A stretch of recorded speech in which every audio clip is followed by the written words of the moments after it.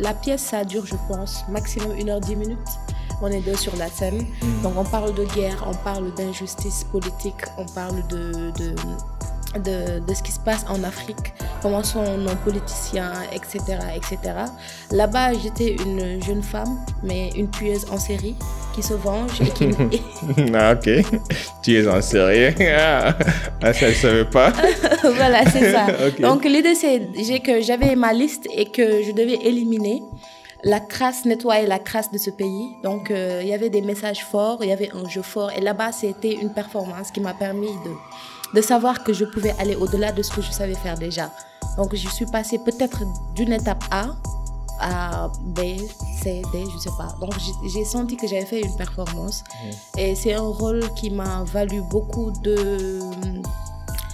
d'exercices, beaucoup d'efforts pour réussir ça. Et quand je l'ai réussi, j'ai senti que je l'avais réussi. Voilà, j'ai senti. Parce que j'ai mis tout ce qu'il fallait pour le réussir.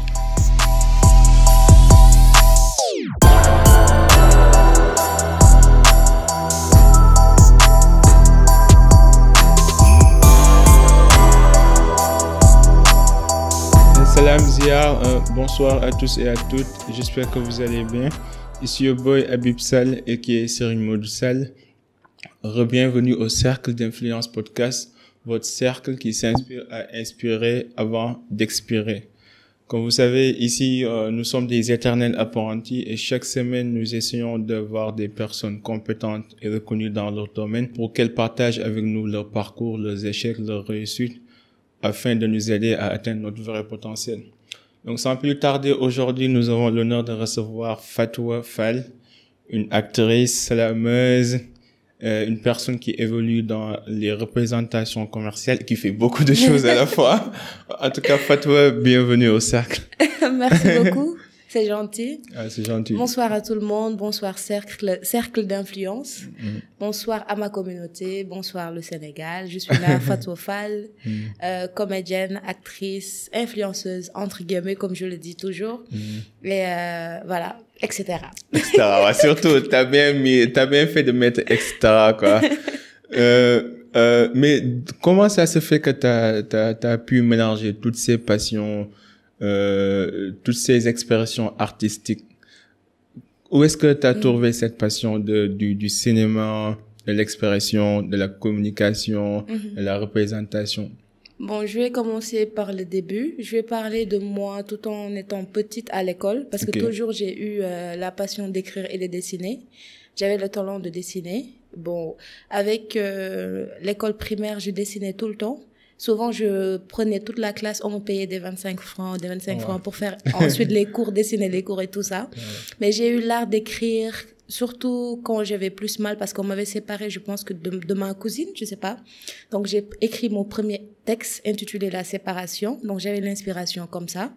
Et j'ai toujours aimé être au devant de la scène. D'abord, j'ai commencé le théâtre à l'école primaire parce que je suis comédienne de profession et de formation. Donc, j'ai eu à prester au Fosco, tout ça. Et j'ai eu aussi à être présidente d'organisation. Ah, super, voilà, super, tout ça, j'ai commencé, excellent. voilà, à l'école primaire. Et j'ai vécu avec ma grand-mère dans une maison où il y avait beaucoup d'animations, un studio, par exemple. Donc, bon, j'ai été danseuse avant. Je dansais bien et je chantais aussi. J'ai fait la chorale. Et avant ça, toujours eu l'art de prendre le micro, c'est-à-dire faire la communication. Je suis maîtresse de cérémonie en même temps. Donc, j'ai eu à faire tous ces petits métiers avant d'être officiellement commerciale, comédienne, actrice et voilà, community manager. Super. Voilà. En tout cas, quand je te regarde, on voit carrément que tu es une personne confiante et je vois que c'est quelque chose qui vient naturellement chez toi, oui. d'après ton environnement d'enfance, d'après la manière que tu as été éduquée comme tu as dit tout à l'heure, par tes parents. Mais pour les gens qui nous écoutent, pour les filles, pour les jeunes filles qui ont du mal à trouver de la confiance en soi, à trouver leur estime de soi, est-ce que tu as des conseils particuliers à leur donner? Comment quelqu'un peut construire sa confiance en soi pour pouvoir s'exprimer, peu importe le milieu, peu importe l'environnement? Oui, d'abord, je dis, il y a un travail personnel à faire avant toute chose, ce qui est le développement personnel. Donc, moi, j'ai eu à faire le coaching et conseillère aussi. Bon, voilà, j'ai fait beaucoup de choses. La femme aux 12 métiers, quoi. Voilà, j'ai dit, etc. Donc, je suis arrivée jusqu'à l'université. Donc, j'ai fait, je pense, commercial, marketing et communication internet, tout ça j'ai fait, mais il y a aussi un travail personnel à faire. Si prendre la parole, c'est de s'adresser à quelqu'un ou à un public précis, c'est d'abord se parler soi-même. Donc l'idée c'est de s'imposer et de savoir qui on est d'abord avant de le faire savoir aux autres. Pour moi, trouver la confiance en soi, c'est pas compliqué. C'est simplement d'avoir un objectif, un but précis. Parce qu'en fait, on se dit tout le temps qu'on est dans une compétition qui se passe tous les jours. La vie est perpétuellement une compétition. Donc, d'abord, c'est être en compétition avec soi-même avant d'aller vers l'extérieur. Pour moi, c'est se convaincre soi-même, après sortir pour s'imposer. L'idée, c'est de s'imposer. Et moi, toujours, je me suis dit, si c'est pas l'audace qui va me permettre de réussir, c'est rien du tout. Et l'audace entourée de vouloir faire, tout ça, ça crée la confiance en soi. L'idée, c'est pas d'avoir cette confiance en soi directement. Il y a beaucoup d'éléments qui fait que toi, tu es confiante et tu as envie de te faire connaître. Si tu as beaucoup de choses à montrer, tu es déjà confiant.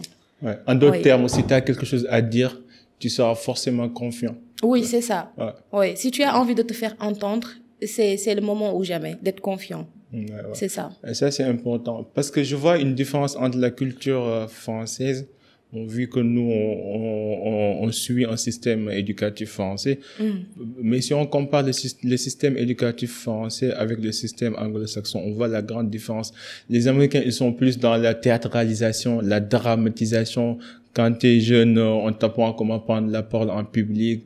Tu participes dans des sessions de cinéma, de drame, de théâtre. Et ça booste leur confiance. Alors qu'au Sénégal, parfois, tu vois des gens âgés de 30 ans, de 35 ans. Qui ont peur de prendre la parole. Oui, exactement. Oui. Mais comment on peut changer ça, toi, quand tu analyses de manière générale? Parce que moi, ce que j'ai remarqué avec les comédiens, les acteurs, les artistes de manière générale, c'est que déjà, ils n'ont pas de mal à s'exprimer. Oui, exactement. Ils n'ont pas peur du jugement. Et parce qu'il y a des gens parfois qui peuvent s'exprimer, mais ils ont peur d'être jugés. Oui. Ils ont peur, en fait, de montrer qui ils sont vraiment. Parce que derrière, ils se disent, si je me montre, je risque de me faire connaître. Et j'ai peur qu'on me connaisse. Comment tu analyses toutes ces dynamiques? Bon, pour moi, je dirais côté théâtralement parlant, nous, les comédiens, nous voulons pas être célèbres. Nous voulons pas être, on veut pas être au devant de la scène, c'est-à-dire célèbre, être des stars entre guillemets, parce que le théâtre se passe sur la scène, donc on parle pas d'image ni d'audiovisuel, on parle pas de captation. Mais là, on t'entraîne, on te forme, parce que pour être comédien, pour être quelqu'un qui doit parler et être suivi par beaucoup de monde, tu dois être formé. On a eu à faire beaucoup de formations par saison, c'est-à-dire on peut voyager juste pour faire une formation, comment se déplacer sur la scène, comment regarder, comment parler. En fait, c'est difficile d'être comédien. Je dirais que c'est facile d'être un acteur, mais c'est trop difficile d'être un comédien qui joue sur la scène. Donc ça, on peut pas dire qu'on aura peur d'un jugement parce qu'il y a une cause qui nous anime, en fait. On se fixe que sur ça. Le jugement, c'est personnel. Là, on parle de personnages, on parle de jeu, on parle de rôle. Donc, on n'a pas peur. En fait, c'est cette cause qui nous intéresse. Donc, si on aura à recevoir des critiques, ça se limitera seulement à ce qu'on interprète. Donc, ça peut ne pas être personnel vu qu'on est formé déjà pour ça. Donc, l'autre chose, c'est que nous, en tant qu'acteurs culturels, on essaye à chaque fois de ne pas être atteint par ces ondes négatives-là. Voilà, il y a une autre formation qui est personnelle, qui te permet de supporter toutes ces choses-là, qui viennent des autres. Et tout le temps, on a envie d'avoir ces critiques pour se former ou s'améliorer, ou bien fortifier la cause qu'on défend. Voilà, c'est ça. Et t'as parfaitement raison. Je pense que les personnes qui maîtrisent leur métier n'ont pas peur d'être critiquées. Parce que dans la critique, on s'améliore. Voilà. Et l'autre chose, c'est que je ne sais pas si tu es familier avec stand-up comedy. Stand-up. Ah oui, j'ai failli faire ça. T'as déjà fait ça? Oui, j'ai failli. Je pense que ça, c'est le boulot le plus difficile. Hein. Oui, exactement. Parce que, stand-up comedy, c'est qu'il y a une audience, tu viens devant l'audience et tu commences à faire des blagues. tu racontes des histoires. Oui, exactement. Tu dis des conneries dans le but de faire rire les gens, quoi. Exactement. Maintenant, ce qui est difficile dans ce métier, c'est que la réaction est directe. Ouais. Parfois, dans la vie, tu peux tricher. Par exemple, tu es au boulot dans ton entreprise, tu peux tricher. Tu joues au football, tu peux rester tu peux rester au niveau de l'attaque, tu bouges pas, tu fais pas beaucoup d'efforts. Oui. Mais avec les stand-up comédie, la récompense est instantanée. Voilà, c'est ça. C'est un contact direct. C'est un contact direct. Oui. Soit t'es drôle, soit t'es pas drôle. T'es ridicule. Ouais, soit t'es pas drôle. Et quand t'es pas drôle, tu vois, personne ne sourit. Tu vois des milliers de visages comme ça. Mais c'est la même chose avec les concours d'éloquence que je faisais. Je pense qu'en 2021, j'ai eu le prix de la révélation de l'année, concours national d'éloquence, niveau universitaire. Donc souvent au collège, j'étais débatteuse. Au lycée aussi, j'étais débatteuse. Mais après, à l'université, j'ai commencé à faire des concours d'éloquence un peu partout. J'ai eu à prendre des prix, aller en finale, quelque chose comme ça. Mais maintenant, on note dans la prise de parole en public que c'est à peu près le stand-upping, quelque chose comme ça. Le stand-up comédie. Oui, parce que tu peux instruire et plaire en même temps, avoir un peu d'humour dans ton discours et ce que tu fais, ou bien essayer de rattacher les gens à ton discours. Plus tu as du talent pour faire ça, plus tu as la chance de réussir. En fait, c'est ça le secret maintenant. Il y a l'école de la parole que je salue de passage, qui forme des jeunes et qui font des tournées pour insérer, comme tu demandais tout à l'heure, comment on peut remédier à ça pour aider aux gens, ou bien il y a des gens qui sont, je dirais, exemple, des ministres qui peuvent pas prendre la parole. Ça, oui. Voilà, parce qu'ils n'ont pas eu cette formation-là. Ouais. Donc, il y a cette école-là, Coach Mbalo, Coach Mbaye et Diao, qui font ça. Donc, c'est bien, mais à part pour le travail, c'est bien personnellement. Parce que parfois, c'est bien de s'imposer partout, quoi. Partout, c'est bien de s'imposer. Non, et t'as raison quand tu disais tout à l'heure que c'est un effort personnel. Parce oui, que moi, il faut un effort. Moi, personnellement, je suis la matérialisation parfaite de quelqu'un qui était timide, qui avait peur de communiquer, qui avait des problèmes de diction et qui, malgré tout, a appris à faire face à toutes ces peurs. Tout ça, tous ces complexes. Déjà, je suis né dans une famille où la parole ne nous vient pas facilement, tu vois, un peu. Ma mère, elle bec un peu, mon père aussi, il bec un peu. Donc, du coup, tout ce que même là, quand je parle avec toi, je suis obligé de me concentrer à 100%. Mais attends, moi, je bégayais. Pour articuler chaque mot. Moi, je bégayais. Ah bon? Oui. Je bégaye, je suis trop rapide. Et j'ai une difficulté de prononcer certains trucs. Pareil pour moi. Voilà, certains mots. Mais au fur et à mesure du temps, les entraînements, les exercices, la concentration, tout ça, parce que le théâtre est complet. Avant toute chose, le théâtre, il y a tout. Tu t'améliores. Côté diction, il y a des formations, des exercices à faire et tout ça. Mais moi, personnellement, je bégaye grave. Non. Grave de ouf. Non. Mais là, si ça marche et que tu t'entraînes bien. C'est ça. Voilà, surtout, tu maîtrises ça. Tu maîtrises Jusqu'à maintenant, je fais des exercices de virlangue, en fait, tu vois, un peu. Où tu prononces certains mots, je fais des cours de phonétique. Mais sinon, t'aurais dû me rencontrer il y a 3 ans, 4 ans, 5 ans, j'étais nul. Oui, je comprends, mais ça arrive. Ça arrive. Donc, juste pour dire aux gens que l'effort, faut faire un effort personnel. C'est à nous d'abord d'identifier nos défauts et d'essayer de les transformer en force. Parce que je vois beaucoup de gens qui se donnent des excuses qui ne sont pas du tout fondées, juste parce qu'ils ont peur. Alors que la réalité, c'est la préparation plus opportunité, ça crée des chances, en fait. Exactement. Maintenant, dans tout ce que tu fais, qu'est-ce que tu apprécies le plus et qu'est-ce que tu aimes le plus dans tout ce que tu fais? Ce que j'apprécie le plus, c'est de faire quelque chose, c'est-à-dire mon métier, globalement, quoi. Voir mon métier réuni dans un seul secteur. Et ce que je déteste le plus, c'est de ne pas bosser. C'est de ne rien faire dans tout ça. Ok. Voilà. Pourquoi tu détestes ça? Parce que moi, je me suis vue me mettre à l'épreuve depuis petite. Donc, j'ai l'habitude de travailler. J'aime pas rester chez moi. Je déprime quand je ne bosse pas, moi. Je déprime carrément. Donc, j'ai l'habitude de travailler. J'ai eu à faire des petits travaux qui n'étaient pas du tout dans mes compétences, mais peut-être c'était un petit truc qui se cachait en moi. Par exemple, le stylisme. J'ai commencé à vendre des vêtements, des colliers en wax que je créais, dessiner. Parce que je dessinais, en fait, je dessinais mes propres modèles et tout ça. Il y a aussi le truc de beauté que je faisais, les maquillages, les dessins. Souvent, les Mardi Gras, j'habillais des enfants. Je créais leur tenue ou bien des hôtesses ou comment ça s'appelle déjà, ceux qui font la danse à l'école, les majorettes. Les majorettes. Voilà, je les habillais avec un petit budget. Donc, j'ai eu à travailler aussi avec mon grand-père comme son assistante à faire des ongles, des cils, tout ça. Donc, tout ce qui est beauté, j'ai fait ça. Donc, je veux pas me voir sans boulot, ne pas exercer ce que je veux ou ce que je sais faire. Voilà. Donc, ça, j'aime pas. Non, je vois. Mais comment t'as été élevé? T'as été élevé dans l'autonomie ou dans la loyauté, dans l'indépendance? Est-ce que c'est quelque chose qui a en relation avec ton enfance, ton éducation? Oui, exactement, c'est ça, parce que je dirais que je suis pas née dans une famille où je pourrais tout avoir, où je pouvais tout avoir. Je suis aînée de ma famille, donc du coup, je te parlais tout à l'heure de mes frères et sœurs.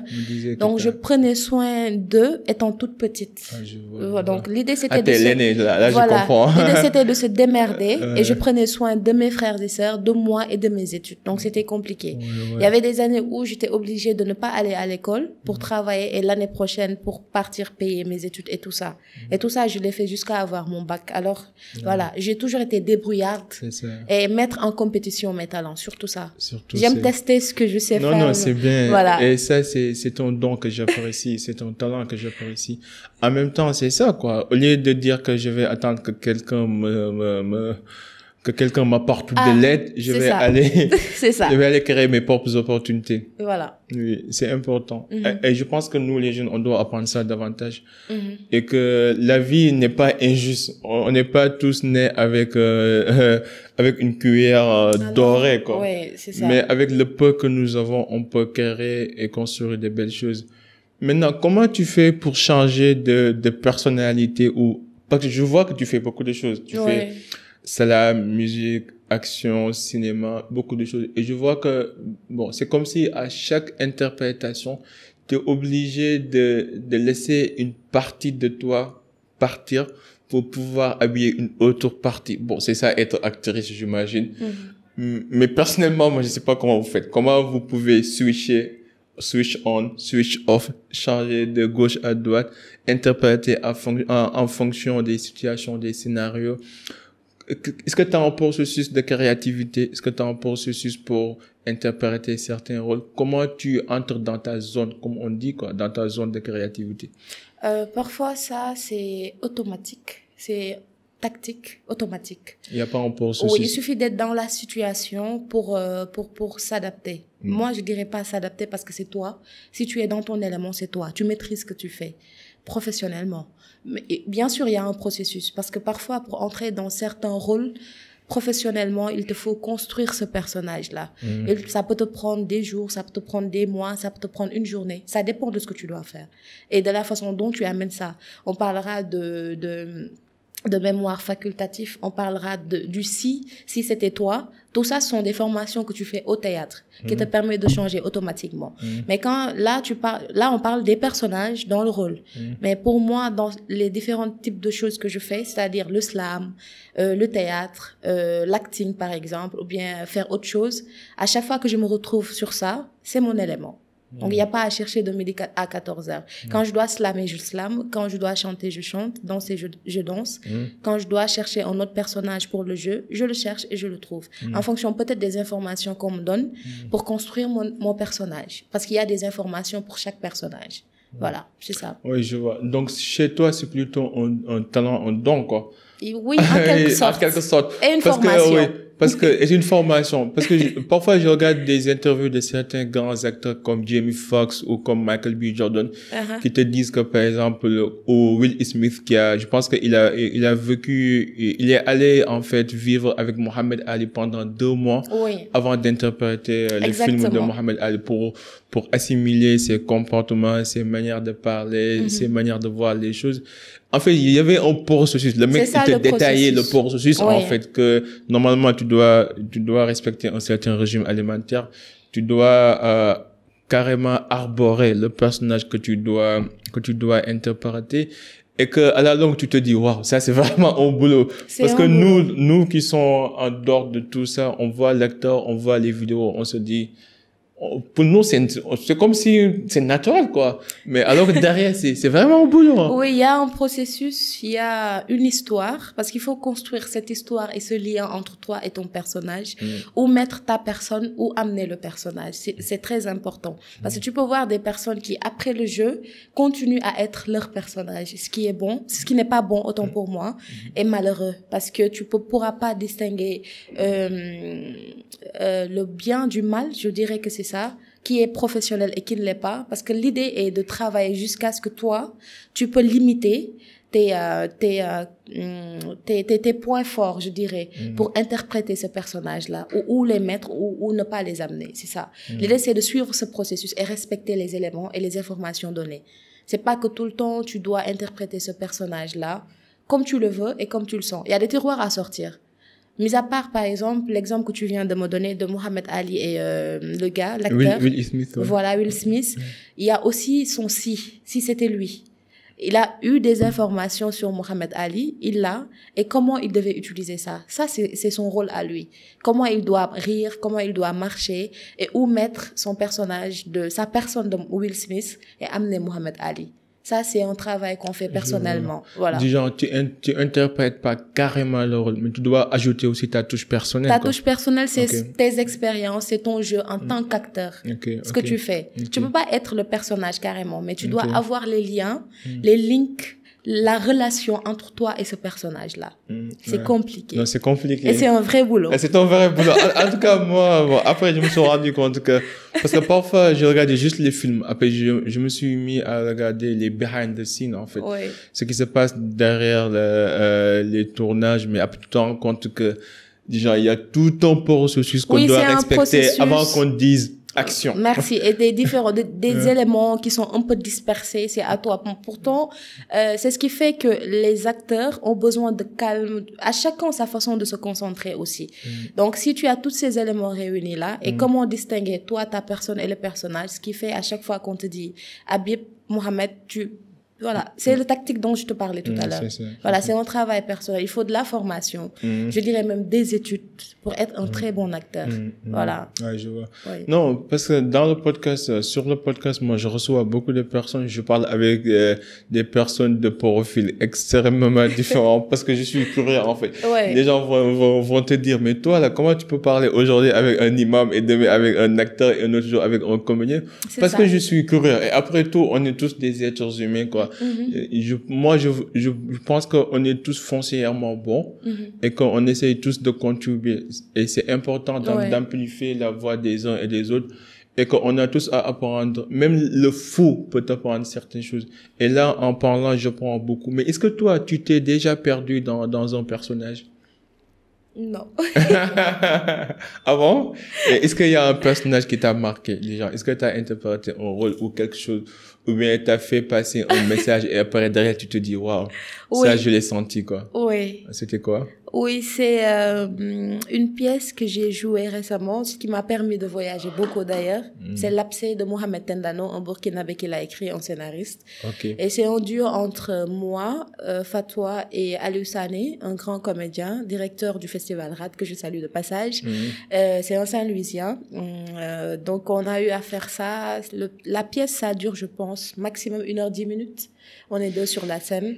Donc, on parle de guerre, on parle d'injustice politique, on parle de ce qui se passe en Afrique, comment sont nos politiciens, etc., etc. Là-bas, j'étais une jeune femme, mais une tueuse en série qui se venge et qui... Ah, ok. Tueuse en série. Ah, ça, je savais pas. Voilà, c'est ça. Donc, l'idée, c'est que j'avais ma liste et que je devais éliminer la crasse, nettoyer la crasse de ce pays. Donc, il y avait des messages forts, il y avait un jeu fort. Et là-bas, c'était une performance qui m'a permis de savoir que je pouvais aller au-delà de ce que je savais faire déjà. Donc, je suis passée peut-être d'une étape A à B, C, D, je sais pas. Donc, j'ai senti que j'avais fait une performance. Et c'est un rôle qui m'a valu beaucoup d'exercices, beaucoup d'efforts pour réussir ça. Et quand je l'ai réussi, j'ai senti que je l'avais réussi. Voilà, j'ai senti. Parce que j'ai mis tout ce qu'il fallait, quoi, pour le réussir. Une partie aussi très importante de votre métier, c'est que vous apprenez en même temps. Oui. Du genre, quand tu interprètes, aujourd'hui, peut-être, par exemple, tu peux être un boxeur, demain, tu peux être un mathématicien, un autre jour, tu peux être un docteur. Tu vois, en fait, à chaque rôle que tu joues, tu deviens une meilleure version de toi-même. Oui, exactement. C'est pour ça que moi, je sais pas, mais les livres des acteurs que j'ai lus, en fait, font partie parmi mes livres préférés. Parce que tu vois de la sagesse dedans, en fait. À force d'interpréter et de voir la vie sous différents angles, ils ont une grille de lecture carrément différente de la masse. Ouais. Je sais pas si tu comprends ce que je dis. Je comprends parfaitement. Parce qu'à chaque fois que tu te mets dans la peau d'une autre, tu es dans la même situation, dans la même vie et tu vois autrement. C'est pas toi. C'est ça. Quand tu joues le rôle, c'est pas toi. Et ce rôle-là m'a fait comprendre qu'il y a autre chose qui se passe en Afrique. Le scénariste Mohamed Tendano, il a très bien écrit. Il a donné des informations et des solutions. Donc, faut savoir lire entre les lignes pour comprendre. Moi, j'ai pris, je pense, 1 an avant vraiment de connaître mon personnage. Et je l'avais joué 4 fois, je pense, avant de retrouver mon personnage. Il y avait beaucoup de textes que je n'avais pas compris. Et quand je l'ai compris, j'étais vraiment dans Elle. Ça s'appelle le personnage Elle. Donc, il a nommé Elle comme la fille et X comme l'espion. L'espion. Okay. Voilà, c'est ça. Et c'était sur la scène. Donc, ça m'a valu une performance de ouf. Et j'apprécie ça. Ce rôle m'a marqué. C'est super. Oui. Mais quand vous interprétez un rôle et que le message n'est pas bien perçu par le public, surtout ces genres de rôles où c'est informatif, vous dénoncez une certaine injustice. Est-ce que, bon, je pense pas que c'est votre rôle de changer le monde, mais ce que vous pouvez faire, c'est de montrer ce qui se passe pour que les gens puissent prêter attention, en fait, et que les débats puissent démarrer et qu'on puisse trouver des solutions. Mais est-ce que, en fait, les acteurs, est-ce qu'ils participent dans le processus de révolution, que ce soit politique, sociale, économique, ou est-ce que leur rôle se limite uniquement à faire passer les messages? Être acteur, pour moi, c'est être engagé, c'est avoir une prise de position, d'abord, avant toute chose. C'est ça, surtout être comédien. Moi, tous les comédiens que j'ai eu à connaître, ce sont des comédiens pas rebelles, mais engagés. Donc, voilà, ils se servent de ça, du théâtre, ou bien de leurs écrits pour dénoncer quelque chose et être auprès du public, de la population. Souvent, c'est ça. Être comédien, pour moi, c'est être engagé. Encore moi, j'aime bien les comédiens, surtout stand-up comedy, Kevin Hart, Chris Rock, parce que c'est des gens, en fait, qui se moquent de leur propre situation. Oui, c'est ça. Et ça les rend humains. Oui. En fait, ça te donne envie de dire, OK, je m'identifie à toi, parce que t'es comme moi, tu fais les mêmes conneries que moi. Oui. Même si que t'es 100 fois plus riche, après tout, on est tous des êtres humains. Oui. Et c'est ça la beauté de la vie. Je pense que les gens, parfois, tu vois, comme les acteurs hollywoodiens, même ici, certains acteurs sénégalais, du genre, ils sont dans leur rôle. Ils jouent le rôle, après ils rentrent, c'est fini. Exactement. Mais tu n'arrives jamais à connaître qui ils sont vraiment, quoi. Oui, c'est ça. Et je pense que parfois, c'est important de montrer à tout le monde que t'es un être humain, tu vis, t'as des autres, t'as des bas, et que ce que tu fais, c'est juste un métier, mais après tout, ton métier ne t'identifie pas. Oui, c'est juste une expression, c'est juste une extension de toi-même. Et c'est important. Maintenant, ce rôle-là que t'as interprété, est-ce que vous avez fait des séances après? Vous avez fait des séances de sensibilisation? Est-ce que vous avez rencontré des leaders politiques pour sensibiliser sur certaines choses? Et pourquoi l'auteur a écrit le livre, par exemple? Je suis curieux, personnellement. Bon, on devait partir faire une tournée internationale depuis 2019, 2020. Mais il y a eu le Covid, c'est ça. Et tout était tombé à l'eau. On n'a pas pu faire la tournée et tout. Mais après, on a repris parce qu'on a commencé à voyager dans la sous-région avant de pouvoir faire cette tournée. Mais cette année, c'était de reprendre ces dates-là après faire la tournée. Et avant de faire cette tournée-là, on devrait aussi faire le tour des centre culturel français, peut-être, je pense que c'est ça, pour parler et communiquer directement aux Sénégalais et faire connaître la pièce et le message. Voilà, parce que le message concerne tout le monde.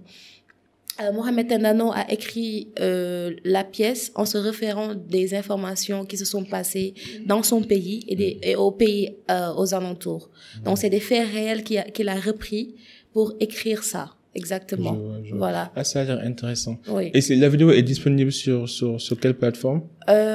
C'était plutôt une... Oui, on a eu à faire des festivals comme le festival du Niger, Fitmo, de la Burkina Faso, Guinée, tout ça. Okay. Mais bon, on parle du théâtre, donc peut-être après on aura à faire une captation, pourquoi pas en documentaire pour l'abcès. Là, vous aurez les informations directes audiovisuelles, mais pour le voir, on viendra directement voilà, au théâtre. Je comprends. Oui. Super, super. Dans la vie de manière générale, est-ce que tu as une insécurité ou une peur que tu essayes de combattre? Oui, oui. C'est quoi exactement? Ma plus grande peur pour moi, ma phobie, c'est de ne pas réussir. Yeah. Oui, c'est ma plus grande peur. La peur de réussite. Oui, c'est ma plus grande peur. Parce que je suis une personne qui aime les défis et surpasser mes limites. Donc, pour moi, c'est... Bon, souvent, il y a cette réussite-là, il y a une perte ou bien il y a ce qu'on appelle défaite. Mais j'ai peur de ça, en fait, c'est de ne pas réussir. Je peux prendre du temps à réaliser certaines choses, mais pour moi, c'est l'avoir ou ne pas l'avoir. Mais comment tu interprètes la défaite? Parce que parfois, bon... L'échec, j'ai peur de l'échec. Il y a Nelson Mandela qui disait j'échoue jamais. Soit du genre, j'accepte pas l'échec en fait. Soit je gagne, soit j'apprends. Oui. Maintenant, d'après ce que tu dis, c'est comme si quand tu réussis pas, tu l'interprètes comme un échec, comme une défaite. Non, pas du tout. Pas du tout. Je parlais de l'échec de façon ne pas réussir son défi. C'est ça, mais à chaque fois, on apprend dans toute chose. Tout à l'heure, tu as dit utiliser ses faiblesses pour de la force. Moi, je suis comme ça. Je transforme les ondes négatives en quelque chose de positif qui pourra me servir d'avancer ou d'évoluer, c'est ça. L'idée, c'est de s'adapter. Parce qu'au théâtre, on t'apprend ça. Moi, le théâtre m'a beaucoup appris, a beaucoup fait ce que je suis maintenant. Parce que ça ne te forme pas seulement pour jouer, comme ça, en tant que comédien ou comédienne, mais ça t'aide dans la vie en général. Voilà. Tu as tes principes, mais ça te forge, en fait. Moi, j'ai peur de l'échec, ça, c'est vrai.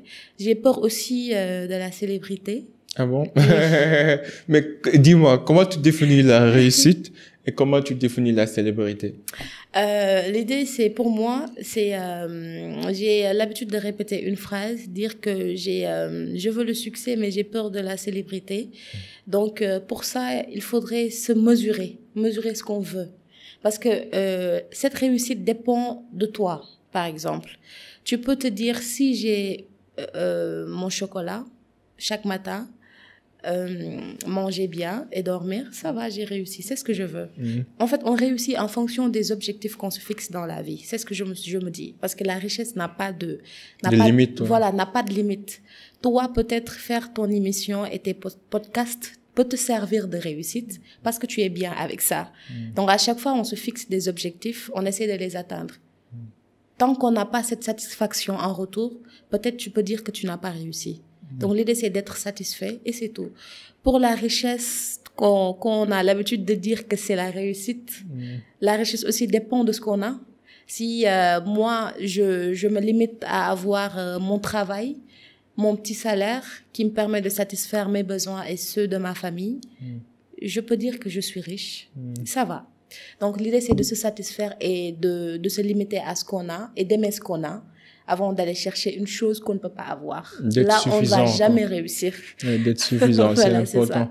Moi, j'ai l'habitude de dire que je préfère être anonyme et riche que d'être pauvre et célèbre. C'est ça, exactement. Et j'ai l'habitude de dire ça. Mais je vois pas, bon, d'abord, je veux la richesse intérieure. En fait, moi, j'aime bien, la raison pour laquelle j'ai commencé ce podcast, parce que j'aime les êtres humains. J'aime converser, j'aime parler avec les gens.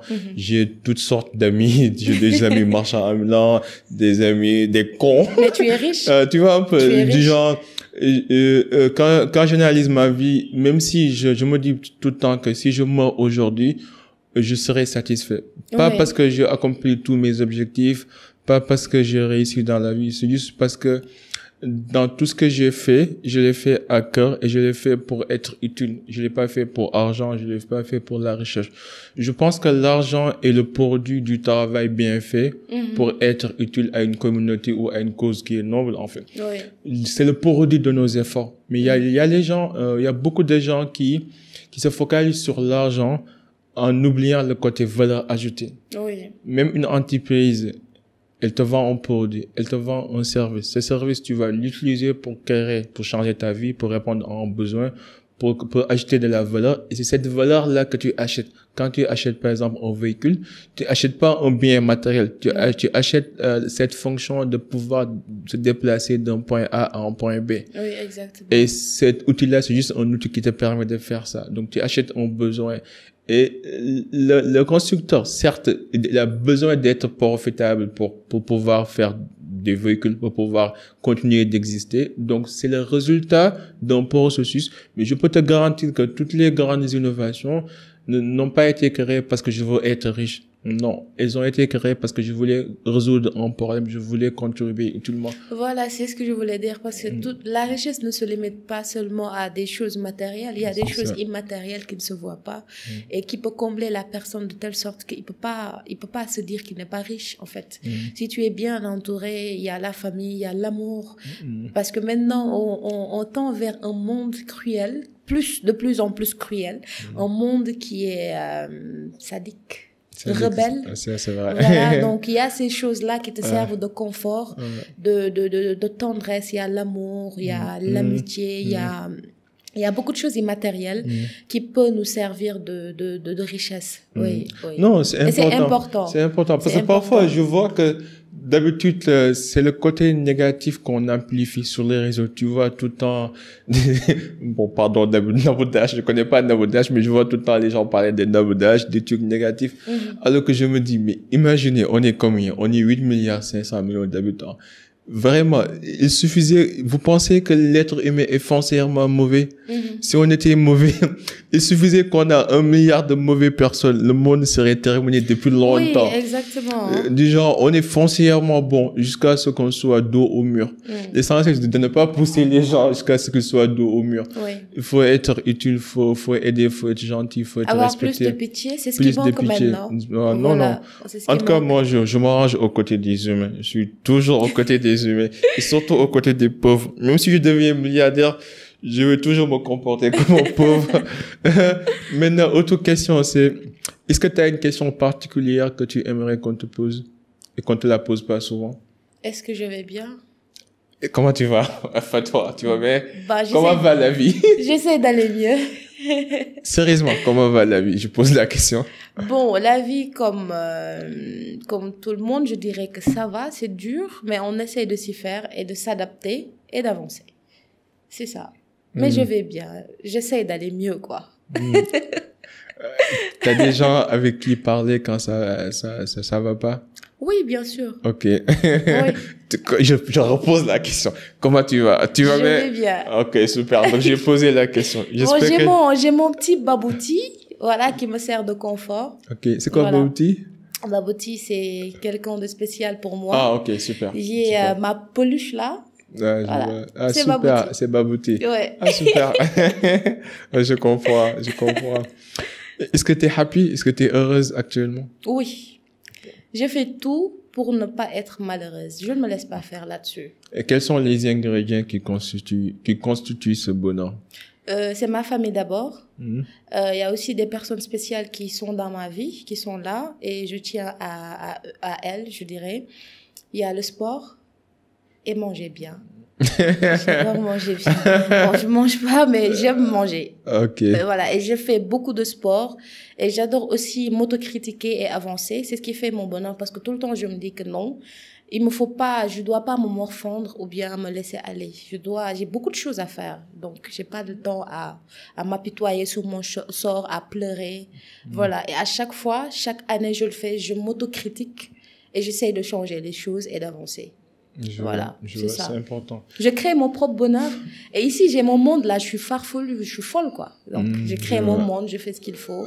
Je m'enferme dans ma chambre, je danse, je crie, je chante. Et je dors. Moi aussi, j'ai créé mon monde imaginaire, voilà, mon petit monde. Mais c'est pas facile quoi. quand même de le protéger. Comment tu fais pour protéger ce monde imaginaire? C'est pas facile parce que moi, parfois, je le porte, mais parfois, il y a des intérêts là. Faut que je laisse ça. Pourquoi tu m'as pas demandé fatwa, mon nom fatwa, d'où ça vient? Fatwa, c'est un mot arabe. Tu connais ce que ça signifie? Oui. Vas-y, je t'explique. Ben, on me l'a donné parce que j'étais trop rebelle. J'avais une plume rebelle. En commençant d'écrire, en faisant du slam, j'écrivais, je suis rebelle. Et ça ne se limite pas dans ma plume seulement. Non, parce que je le suis. Donc, je suis naturellement rebelle. Je suis protectrice. Donc, quand je me crée ma propre bulle, mon monde, pourquoi je laisserais des gens détruire mon confort? C'est mon seul confort. Avec les rendez-vous, les appels de gauche à droite, on essaie de s'en sortir, c'est déjà dur. Et c'est trop stressant. Le matin, quand tu te réveilles, t'es en retard. Et je mets du n'importe quoi quand je sors. Ok, je vois. Parce que je suis tout le temps en retard. Ouais. Non, mais aujourd'hui, t'es pas en retard aujourd'hui. Parce que Flo m'a appelé, il me connaît. T'es venu tôt. Il m'a dit, ah oui, tu vas venir? Je lui dis oui. Je vais venir, tu vois. Donc, ce côté rebelle est en moi. Donc, les choses qui m'appartiennent, je laisse pas les gens détruire ça. Donc voilà, je sais défendre et protéger mes arrières. C'est vrai que ton nom c'est Fatwa. Tu sais ce que ça signifie Fatwa, non? Oui, je sais. Vas-y, explique. Non, toi tu m'expliques. Vas-y, explique. Vas-y, je te donne l'honneur. Toi, explique. Je te donne l'honneur, vas-y, dis-moi. Fatwa, je pense que c'est quand il y a une guerre et qu'on signe un protocole pour cesser la guerre pendant un temps, quoi. Oui, c'est ça, souvent, les gens, ils disent ça, mais il y a beaucoup de définitions. Certains disent que c'est une punition, en quelque sorte. Moi, je pourrais venir te faire la fatwa, c'est te faire la morale, et te dire de ne pas faire ceci, de ne pas faire ceci, de ne pas faire cela. Souvent, c'est comme ramener la personne à la raison. À la raison. Oui, c'est quelque chose comme ça. C'est ça. Voilà. C'est ça. Même les négociations de paix entre différents pays, on dit fatwa en arabe, quoi. Voilà. Il y a beaucoup de significations. Mais pour moi, on me l'a attribué parce que j'étais trop rebelle. Voilà. Non, mais ça n'a pas de sens parce que je pense qu'on te l'a donné parce que tu apportes de la paix, en fait. Oui, parce que quand j'écrivais souvent, moi, j'ai une prise de position qui est claire. Je suis tout ce qui est contre la violence faite aux femmes et aux enfants. J'écrivais comme ça. Donc, même dans mes écrits, il y avait pas de douceur, en fait.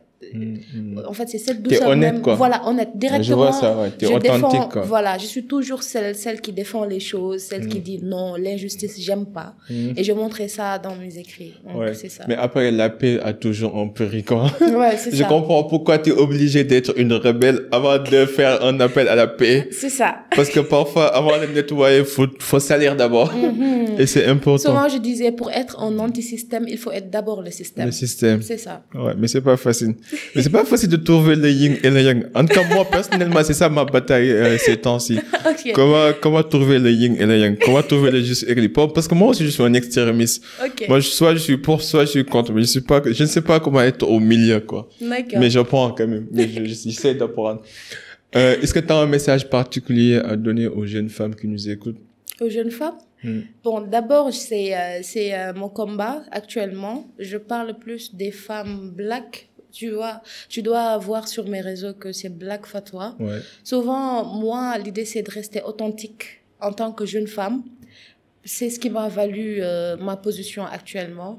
C'est d'être soi-même, d'être vrai, d'être celle que tu es, naturellement. C'est ça, c'est le message que j'ai à donner. Donc pour le black aussi, j'ai un petit combat que je mène depuis très longtemps, c'est de rester noir. C'est d'abord la couleur de peau et une philosophie.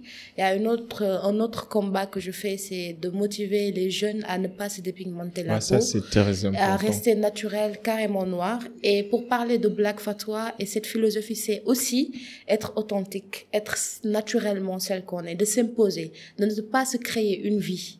L'idée, c'est pas de se créer une vie, c'est d'imposer sa vie et de montrer que ça, c'est vraiment toi. Voilà. C'est de rester soi-même, quoi. Comment tu peux imposer sans piétiner les autres? Parce que c'est la 5e fois que tu utilises le mot imposer. J'ai l'impression qu'on a une douce dictatrice ici. Non, en fait, on piétine pas. Ok, vas-y, explique. On ne piétine pas. On peut tout faire dans la bonne humeur. Toi, tu parles de diviser pour mieux régner, c'est ça? Non, je parle pas dans ce sens-là. Oh, je vois que tu aimes le mot imposer, c'est tout. En fait, on est dans un monde où on ne tend pas la main aux bons. Non, ils sont souvent mis derrière. Donc, je parle dans ce sens.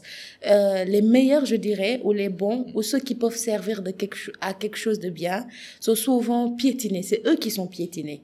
par les mauvais. Donc, soit tu t'imposes en montrant ce que tu sais faire de bon, en montrant ton talent, en montrant peut-être ce que tu peux créer. Donc là, c'est bien. L'idée, c'est pas de s'imposer comme ça, parce que tu veux le faire. Et comment le faire? Donc, comment le faire, c'est pas rabaisser l'autre ou pour s'imposer. Ça n'aura pas de valeur, en fait. Ça n'aurait pas de sens. Il faut montrer ce que tu sais faire. C'est-à-dire travailler et laisser le succès faire son bruit. Ça, c'est s'imposer.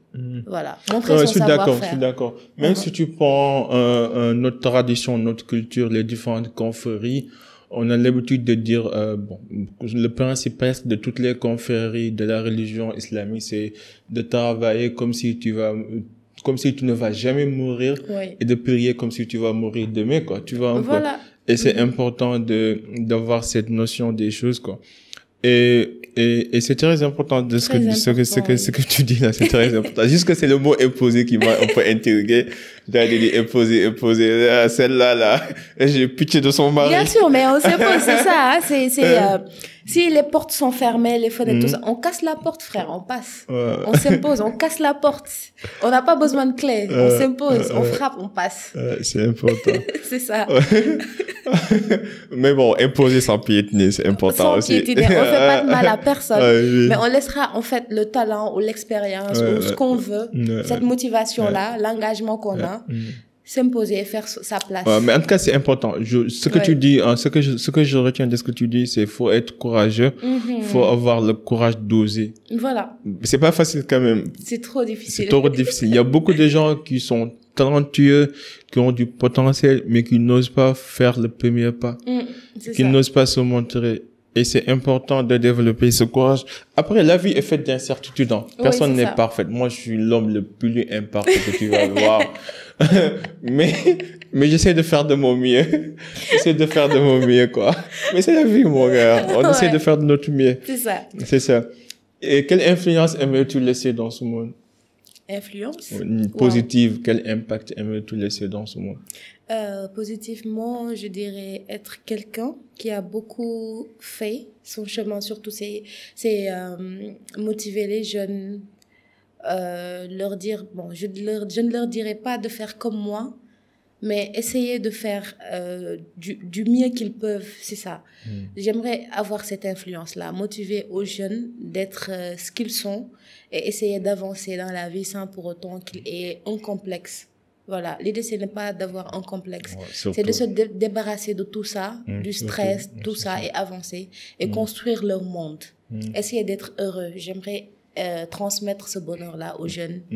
Voilà, c'est ça. Non, surtout être suffisant. Parce que l'autre jour, j'ai regardé un combat, je sais pas si tu connais, moi j'aime trop les combats individuels, là, les sports individuels, que ce soit les arts martiaux, la boxe. Il y a le champion du monde des poids lourds, Tyson Fury. Il a gagné son dernier combat et quand on lui a posé la question, qu'est-ce que tu veux dans la vie? Il a tout simplement répondu par je veux être heureux. Tu vois, imagine, tu viens de battre le meilleur au monde, t'es champion. Tu pouvais te barguer, tu pouvais te montrer invincible, tu pouvais dire quoi que tu veux. Mais malgré tout, t'as répondu avec une simple phrase, je veux être heureux. Mais c'est ça l'importance. Et c'est profond, hein. Je sais pas si t'as comme, c'est profond. Déjà, même le bonheur, ça se travaille. C'est pas quelque chose d'acquis, en fait. C'est ton processus. On doit mettre tous les ingrédients pour être heureux dans la vie. Et parfois, les jeunes, ils ont l'habitude de vouloir approprier une culture occidentale ou de pouvoir se détacher carrément de ce qu'ils sont vraiment pour essayer d'être validés, pour essayer de fit in dans la masse ou bien ce qui tape à l'œil, alors qu'on est tous suffisants, on a tous un talent. Et je pense que l'authenticité, l'honnêteté est plus attractive que le superficiel, quoi. Exactement. Il faut s'autosuffire pour être heureux. Point. Il n'y a pas autre chose. Si seulement je pouvais faire comprendre ça à tous les jeunes qui nous regardent, que vous n'avez pas besoin de créer une vie. Voilà, c'est ça. Il faut s'autosuffire. C'est ça. De vous habiller comme Kanye West, de danser comme Chris Brown, de chanter comme Wally Seck. Vous n'avez pas besoin d'être quelqu'un. Soyez vous-même. Vous êtes suffisant, voilà, d'où le quoi. sens de ce que je disais tout à l'heure. Il suffit d'être d'être soi-même et de s'imposer. Le mot s'imposer, c'est ça. Imposer encore. Voilà, tu imposes ton style. Il n'y a pas à copier quelqu'un. Si tu copies, en fait, t'es pas toi. Tu essaies d'être quelqu'un d'autre. Et c'est ça le malheur. Je dirais même la majorité actuellement des jeunes, ils copient. Et ça, c'est du plagiat. Oui, ils copient. C'est du plagiat. C'est pas bon. Et ça peut détruire ta propre personne. Voilà. Donc, et le copiage, ça marche nulle part. Même en termes de littérature, si tu es un écrivain et que tu copies quelqu'un d'autre, on te dit, on va te taxer de quelqu'un qui fait du plagiat. Si tu es un acteur et que tu copies quelqu'un d'autre, ça va se voir. L'authenticité, ça se vend mieux que... C'est l'originalité. C'est l'originalité, ça se vend mieux, quoi. En tout cas, merci beaucoup, Fatoua, d'être passé. Je suis super content. L'une des raisons pour lesquelles que j'aime ce podcast, c'est que ça me permet de rencontrer des gens avec qui peut-être on n'a pas les mêmes domaines de compétences, on n'a pas les mêmes métiers, mais j'apprends beaucoup avec toutes les personnes qui passent ici. J'aime les êtres humains, j'aime parler avec les êtres humains et j'admire surtout les acteurs et ceux qui font tout ce qui est comédie, interprétation. Parce que non seulement c'est un talent, mais aussi vous êtes en train de faire passer des messages puissants qui pourront aider les jeunes. Et en même temps, quand on vous voit sur la scène, vous êtes la matérialisation de ce que c'est que quelqu'un qui ose, de ce que c'est quelqu'un qui fait de son mieux, de quelqu'un qui sort de sa zone de confort. Et je pense qu'on a besoin de ces genres d'exemples dans la vie de manière générale. Donc, c'est pour ça qu'on essaie d'amplifier les voix, qu'on essaie d'avoir ces discussions. En tout cas, je suis reconnaissant pour cette opportunité. Un dernier message pour les gens qui nous écoutent.